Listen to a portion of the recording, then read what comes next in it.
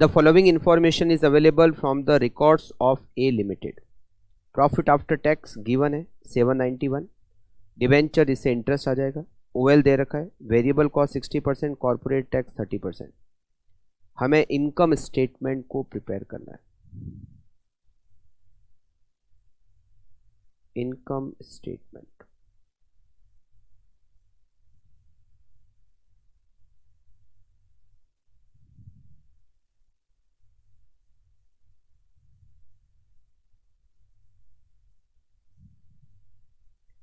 सबसे पहले हम लिखते हैं इसमें sales not given in question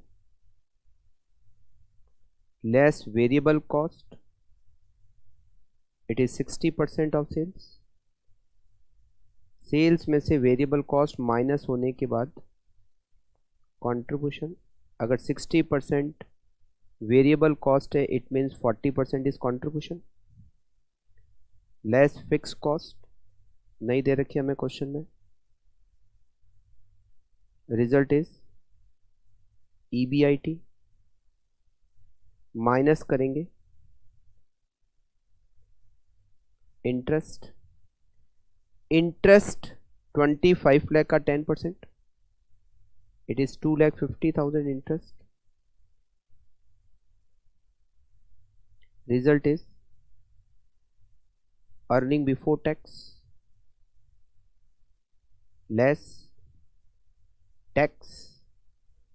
tax की रेट हमें दे रखी है क्वेश्चन में 30%. तो टैक्स माइनस करने के बाद जो प्रॉफिट होगा वो होगा नेट प्रॉफिट. नेट प्रॉफिट हमें क्वेश्चन में दे रखा है आफ्टर टैक्स 7,91,000. अच्छा, टैक्स की रेट 30% है, इसका मतलब ये जो टैक्स माइनस करने के बाद जो प्रॉफिट बच गया वो 70% बचा. तो ये जो 7,91,000 है ये प्रॉफिट बिफोर टैक्स का 70% है. तो 7,91,000 डिवाइडेड बाय 70% अगर मैं करता हूं तो मुझे प्रॉफिट बिफोर टैक्स मिल जाएगा 11,30,000. 11,30,000 उसका 30% टैक्स 3,39,000 और नेट प्रॉफिट 791. अच्छा, 11,30,000 इट इज EBT. इसमें इंटरेस्ट 250 ऐड किया तो मुझे EBIT मिल गया 13,80,000. फिर मुझे क्वेश्चन में OL दे रखा है.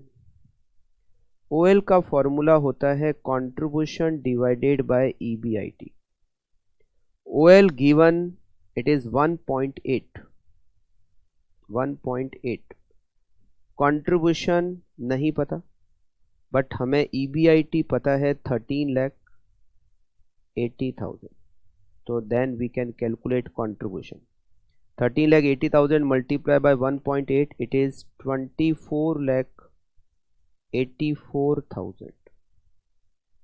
कंट्रीब्यूशन 24,84,000 और कंट्रीब्यूशन और EBIT का जो डिफरेंस है is fix cost which is 11,04,000.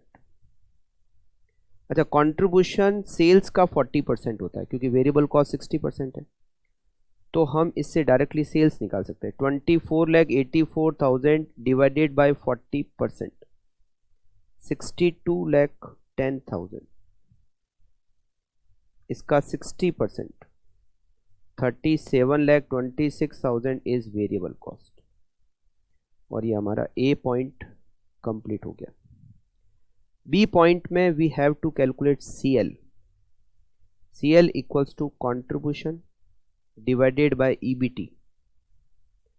Contribution is 24,84,000 and earning before tax is 11,30,000. 24,84,000 divided by 11,30,000 equals to 2.198.